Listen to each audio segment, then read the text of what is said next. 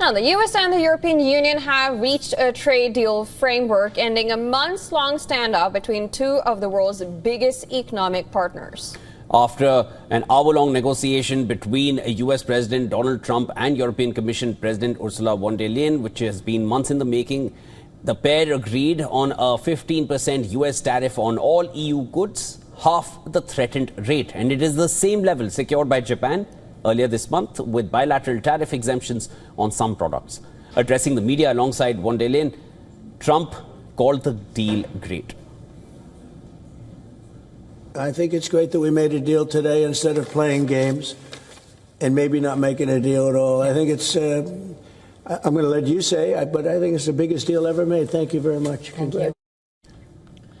Ursula von der Leyen, describing Trump as a tough negotiator, said that the 15% tariff applied across the board, later telling reporters that it was the best they could get. 15% is not to be underestimated, but it is the best we could get. It's overall across the board. Important was for us, it includes not only the cars, so go down with the tariffs for cars to 15%, but also all goods and semiconductor and pharma.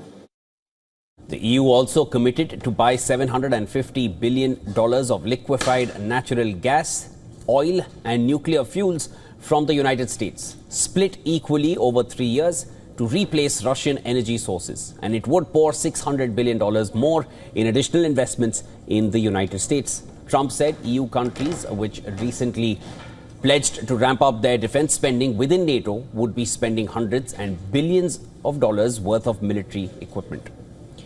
Von der Leyen said there would be no tariffs from either side on aircraft and aircraft parts, certain chemicals, certain generic drugs, semiconductor equipment, some agricultural products, natural resources and critical raw materials.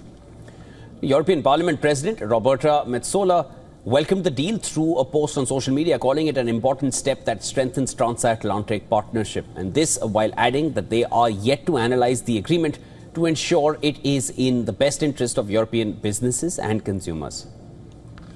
Italian Prime Minister Giorgia Meloni said the deal was a positive step. Listen to this.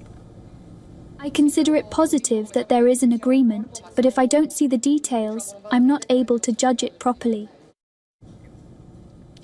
German Chancellor Friedrich Merz welcomed the deal, saying it averted a trade conflict that would have hit Germany's export-driven economy and its large auto sector hard. Dutch Prime Minister Dick Schoof called the deal vital, while Irish Prime Minister said that it brings clarity and stability to the trading relationship between the EU and the US. Well, now the question is, what happens next? Now, the deal needs to be approved by EU member states, whose ambassadors will meet first thing on Monday for a debrief from the European Commission. There are still technical talks to come, as the agreement needs to be fully fleshed out.